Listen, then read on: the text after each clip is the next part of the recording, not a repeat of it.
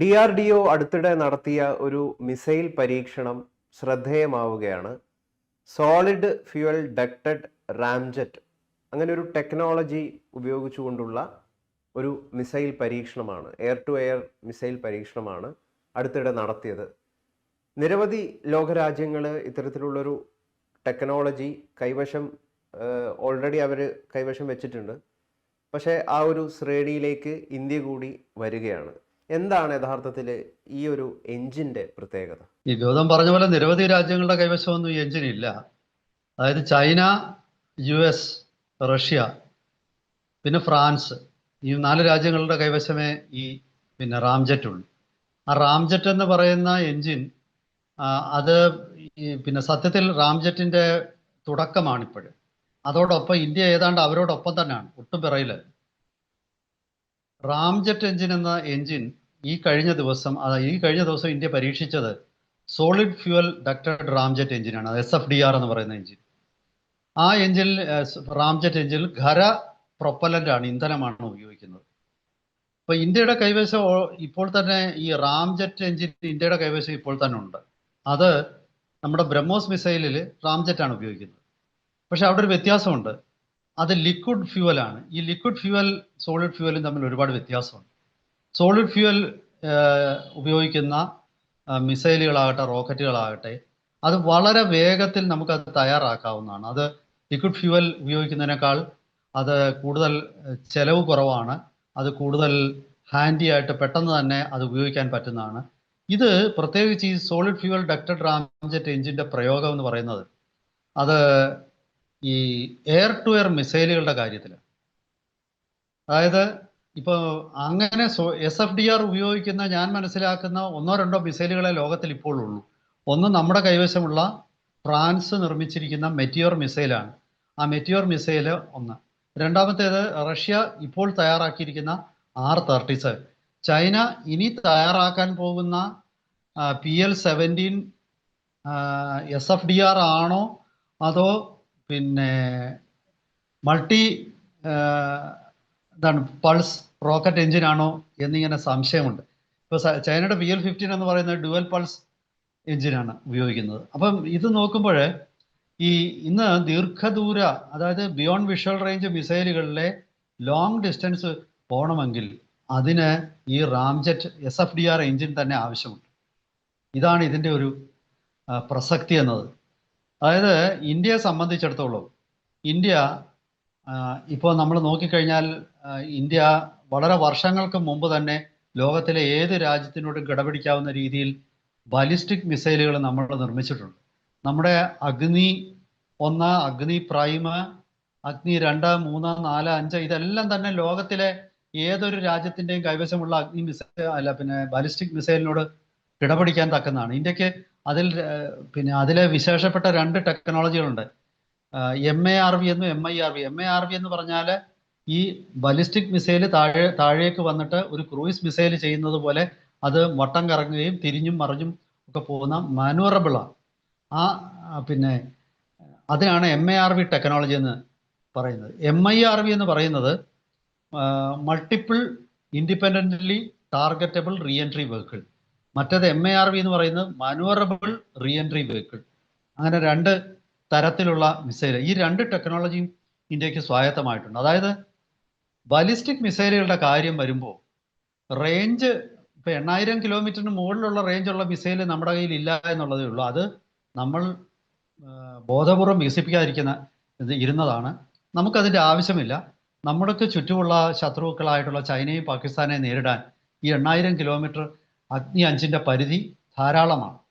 അമേരിക്കയും യൂറോപ്യൻ രാജ്യങ്ങളെയും ഒക്കെ ഭയപ്പെടുത്താതിരിക്കാൻ വേണ്ടിയിട്ടാണ് നമ്മൾ 10000 കിലോമീറ്ററിന് മേളിലുള്ള നമ്മുടെ സൂര്യ മിസൈല് അത് കൃത്യമായ രീതിയിൽ അതിൻ്റെ പരീക്ഷണം അതിൻ്റെ ടെക്നോളജി എല്ലാം തന്നെ നമുക്ക് സ്വായത്തമാണ്.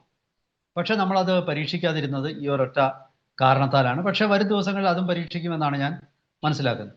അതുപോലെ തന്നെ K മിസൈൽ സീരീസും ഉണ്ട്, സബ്മറൈനിൽ നിന്നും ലോഞ്ച് ചെയ്യുന്നത്. ഇനി വരുമ്പോൾ സൂപ്പർസോണിക് മിസൈലുകളുടെ കാര്യത്തിലും ഹൈപ്പർസോണിക് മിസൈലും ഇപ്പോൾ നമ്മൾ നിർമ്മിച്ചിരിക്കുകയാണ്.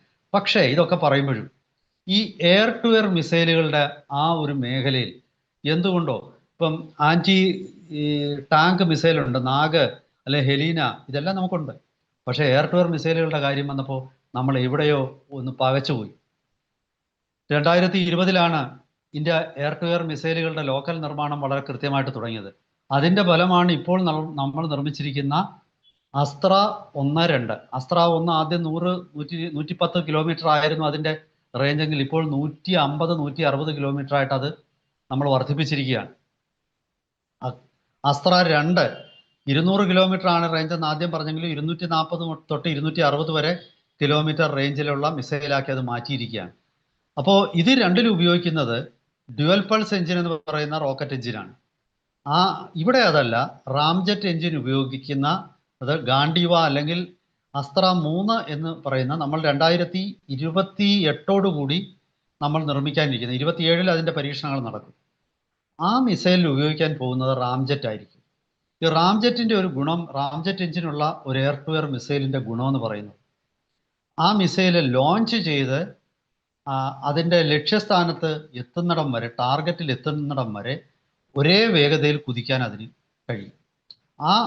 അതായത് ഈ റാംജെറ്റ് എഞ്ചിൻ എപ്പോൾ അതൊരു ബൂസ്റ്ററിന്റെ സഹായത്തോടാണ് റാംജെറ്റ് എഞ്ചിൻ പ്രവർത്തിക്കുന്നത്. ആ ഒരു വേഗത, ഒരു പർട്ടിക്കുലർ വേഗത കൈവന്നു കഴിഞ്ഞാൽ ആ എഞ്ചിൻ പ്രവർത്തിച്ചോളും. അവിടം തൊട്ട് ടാർഗറ്റിനെ ഹിറ്റ് ചെയ്യുന്ന വരെ, അല്ലെ എക്സ്പ്ലോഷൻ നടക്കുന്നിടം വരെ ഒരേ വേഗതയിൽ ഇതിന് പോകാൻ പറ്റും. സാധാരണ ഡുവൽ പൾസ് ആണെങ്കിലും മൾട്ടി പൾസ് റോക്കറ്റ് എഞ്ചിനും ഒക്കെ ആദ്യം ചിലപ്പം മാക്ക് 5 അതിൻ്റെ തുടക്കം.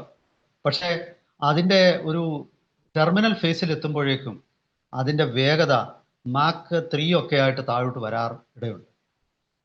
പക്ഷേ ഇവിടെ ഈ റാംജെറ്റ് എഞ്ചിൻ അങ്ങനെ സംഭവിക്കില്ല. പിന്നെ റാംജെറ്റ് എഞ്ചിൻ്റെ മറ്റൊരു പ്രത്യേകത, അതിൽ ഓക്സിഡൈസർ, പ്രൊപ്പല്ലൻ്റ് മാത്രം കരുതിയാൽ മതി, ഓക്സിഡൈസർ വേണ്ട. ആ ഓക്സിഡൈസർ ആയിട്ടുള്ള ജ്വലനത്തിന് ആവശ്യമായിട്ടുള്ള ഓക്സിജൻ അന്തരീക്ഷത്തിൽ നിന്ന് തന്നെ അത് വലിച്ചെടുക്കും. അതാണ് റാംജെറ്റ് എഞ്ചിൻ്റെ പ്രത്യേകത. പക്ഷേ ഈ റാംജെറ്റ് എഞ്ചിൻ പ്രവർത്തിക്കണമെങ്കിൽ ഒരു ബൂസ്റ്ററിന്റെ സഹായത്തോടു കൂടി ആ ഒരു പർട്ടിക്കുലർ വേഗതയിൽ എത്തണം. അപ്പോൾ ആദ്യം ബൂസ്റ്റർ ആയിരിക്കും വർക്ക് ചെയ്യുക, അതിനുശേഷം ഈ എഞ്ചിൻ പ്രവർത്തിച്ചു തുടങ്ങുമ്പോൾ ബൂസ്റ്റർ കത്തിത്തീർന്ന് അങ്ങ് താഴെ പോയിട്ട് ഈ റാംജെറ്റ് ഏറ്റെടുക്കും. അങ്ങനെ റാംജെറ്റ് ടെർമിനൽ ഫേസിലൊക്കെ ഈ പറയുന്ന മാക്ക് 5 വേഗതയിലൊക്കെ അതേ കൃത്യമായ വേഗത നിലനിർത്തിക്കൊണ്ട് തന്നെ അത് വിമാനങ്ങളെ തകർക്കും. ഇതിൻ്റെ ഒരു ഗുണമെന്ന് പറയുന്നത്, സാധാരണഗതിയിൽ ഈ ടെർമിനൽ ഫേസിൽ വേഗത കുറയുമ്പോഴേക്കും വിമാനങ്ങൾക്ക്, അതായത് ടാർഗറ്റുകൾക്ക് ഇതിൽ നിന്ന് രക്ഷപ്പെടാനുള്ള ഒരു സാഹചര്യമുണ്ട്. കാരണം ഈ വിമാനത്തോട് അടുക്കും തോറും ഇതിൻ്റെ വേഗത കൂടുകയല്ല, കുറയുകയാണ് ചെയ്യുന്നത്. അപ്പം വിമാനം അപ്പോഴത്തേക്ക് വേഗത കൂട്ടും. യുദ്ധവിമാനങ്ങളൊക്കെ തന്നെ മാക്ക് 2 മേളിൽ സ്പീഡ് എടുക്കാൻ പറ്റുന്നതാണ്. അപ്പം സ്വാഭാവികമായിട്ടും ഇതിൻ്റെ ഒരു സക്സസ് റേറ്റ് വളരെ കുറവായിരിക്കും. പക്ഷെ ഇവിടെ അങ്ങനെ അല്ല. ഈ റാംജെറ്റ് എഞ്ചിൻ ഉപയോഗിക്കുമ്പോൾ എറർ പ്രോബബിലിറ്റി വളരെ കുറവാണ്. അതുപോലെ തന്നെ നോ എസ്കേപ്പ് സോൺ എന്ന് പറയുന്ന, അതായത് ഇതിൻ്റെ ഒരു പർട്ടിക്കുലർ ദൂരത്തെത്തിയ പിന്നെ ഒരു വിമാനത്തിനും രക്ഷപ്പെടാൻ പറ്റില്ല. ആ ഒരു നോ എസ്കേപ്പ് സോൺ വളരെ കൂടുതലാണ്. ഇങ്ങനെയൊക്കെയുള്ള ഒരുപാട് ഗുണങ്ങളുള്ള ഒരു ടെക്നോളജിയാണ്. ഈ കഴിഞ്ഞ ദിവസം നടന്നത് ശരിക്കുമുള്ള ഒരു മിസൈൽ തന്നെ അത് ഫ്ലൈറ്റ് ടെസ്റ്റാണ്. ഇതിനു മുമ്പ് നമ്മൾ പല വർഷങ്ങളായിട്ട് ഇതിൻ്റെ ടെസ്റ്റുകളൊക്കെ പൂർത്തിയാക്കിയിരുന്നു. ആ ടെസ്റ്റ് എന്ന് പറയുന്നത് പക്ഷേ ഗ്രൗണ്ടിൽ വെച്ചുകൊണ്ട് ഈ എഞ്ചിൻ പ്രവർത്തിക്കുക മാത്രമാണ്. ഇപ്പോൾ നടത്തിയിരിക്കുന്നത് ഒരു മിസൈലുമായിട്ട് ഈ എഞ്ചിൻ ഇൻ്റഗ്രേറ്റ് ചെയ്ത്, അതായത് മിസൈലിലേക്ക് എഞ്ചിൻ ഘടിപ്പിച്ചിട്ട് ആ മിസൈൽ ആകാശത്ത് വിക്ഷേപിക്കുകയും കൃത്യമായിട്ട് ആ മിസൈൽ നിയന്ത്രിക്കാൻ പറ്റുമോ, അല്ലെങ്കിൽ ആ മിസൈൽ എങ്ങനെ പ്രവർത്തിക്കുന്നു, അത് ലക്ഷ്യസ്ഥാനത്ത് ചെന്നിരിക്കുമോ, ഇതെല്ലാം കൃത്യമായിട്ട് പരീക്ഷിക്കാൻ അങ്ങനെ ഒരു പരീക്ഷണമാണ്. ആ പരീക്ഷണം പരിപൂർണ വിജയമാണെന്നാണ് മാധ്യമങ്ങളിൽ നമ്മൾ മനസ്സിലാക്കുന്നത്. അതായത് റഷ്യയുടെ R-37 അല്ലെങ്കിൽ ഫ്രാൻസിൻ്റെ മെറ്റിയോറിനെയോ പോലുള്ള ഒരു മിസൈൽ നമ്മുടെ കൈവശമുണ്ട്. US പോലും അത്ര ഒരു പെർഫെക്റ്റ് ആയിട്ടുള്ള റാംജെറ്റ് എഞ്ചിൻ ഇല്ല. അപ്പോൾ ഇത് ഇന്ത്യയെ സംബന്ധിച്ചിടത്തോളം ഒരു നാഴികക്കല്ലാണ്, ഒരു ചരിത്ര നേട്ടം എന്ന് തന്നെ വിശേഷിപ്പിക്കാവുന്ന ഒരു പരീക്ഷണമാണ് ഇന്നലെ നടന്നത്. ആ നേട്ടത്തിൻ്റെ ഗുണമെന്ന് പറയുന്നത്, ഇനി മെറ്റിയോർ പോലുള്ള മിസൈൽ അല്ലെ R-37 ഒന്നും നമുക്ക് ഇമ്പോർട്ട് ചെയ്യേണ്ട കാര്യമില്ല. അത് നമ്മുടെ നാട്ടിൽ തന്നെ നമ്മൾ ആ മിസൈൽ നിർമ്മിച്ച് വരാനിരിക്കുന്ന നമ്മുടെ തേജസ് 1 അല്ലെങ്കിൽ തേജസ് 2 പിന്നെ AMCA, advanced medium Kombat aircraft, ഇതിലൊക്കെ തന്നെ തദ്ദേശീയമായിട്ടുള്ള ലോങ് റേഞ്ച് മിസൈലുകൾ നമ്മൾക്ക് ഉപയോഗിക്കാൻ പറ്റും. ഇത് ഇന്ത്യയിൽ തന്നെ നിർമ്മിക്കുന്നതുകൊണ്ട് തീർച്ചയായിട്ടും ഇതിൻ്റെ ചെലവ് കുറവായിരിക്കും. നമ്മുടെ ആവശ്യാനുസരണം ഇതിൻ്റെ പ്രൊഡക്ഷൻ സ്കെയിലപ്പ് ചെയ്യാനും നമുക്ക് സാധിക്കും. എന്തായാലും ശരി, ആദ്യം ഒന്ന് പിറകിലായിരുന്നെങ്കിലും, ഒന്ന് പുറകോട്ട് എയർ ടു എയർ മിസൈലുകളുടെ കാര്യത്തിൽ നമ്മൾ അല്പം പുറകിലായിരുന്നെങ്കിലും 2019 ബലാക്കോട്ട് ആക്രമണ സമയത്ത് നമ്മുടെ ഒരു MiG-21 വിമാനം പാകിസ്ഥാൻ അമേരിക്കയുടെ ആംറാം എന്ന BVR മിസൈൽ ഉപയോഗിച്ച് തകർത്തപ്പോഴാണ് ഇന്ത്യക്ക് ഈ മേഖലയിൽ നമ്മൾ അത് വേണ്ട രീതിയിൽ ശ്രദ്ധിച്ചില്ല എന്നുള്ള ഒരു യാഥാർത്ഥ്യം നമ്മൾ തിരിച്ചറിയുന്നത്. അതിനുശേഷം പിന്നീട് നമ്മളെടുത്ത നടപടികൾ വളരെ കൃത്യമായിട്ടും നമുക്ക് ഈ മേഖലയിൽ നമ്മുടെ ഒരു ആധിപത്യമെന്നൊന്നും ഞാൻ പറയുന്നില്ല, എങ്കിലും ലോകോത്തര ശക്തിയായിട്ട് ഇന്ത്യ മാറാൻ നമ്മളെ സഹായിച്ചു എന്നുള്ളതിൽ സംശയമില്ല. വരും ദിവസങ്ങളിൽ ഈ റാംജെറ്റ് എഞ്ചിൻ പെർഫെക്ഷനിലേക്ക് എത്തുകയും ഇത് 350 കിലോമീറ്ററിലധികം ദൂരം സഞ്ചരിക്കുന്ന ഒരു BVR മിസൈലിൻ്റെ ഒരു നിർമ്മാണത്തിലേക്ക് ഇന്ത്യ കടക്കുകയും ചെയ്യുമെന്നാണ് ഇതിൽ നിന്ന് നമുക്ക് മനസ്സിലാക്കുക. എന്തായാലും വരും ദിവസങ്ങളിൽ കൂടുതൽ അപ്ഡേറ്റ്സുമായിട്ട് നമുക്ക് നമ്മുടെ പ്രേക്ഷകരെ വീണ്ടും കാണാം. അതുവരെ എല്ലാവർക്കും നമസ്കാരം.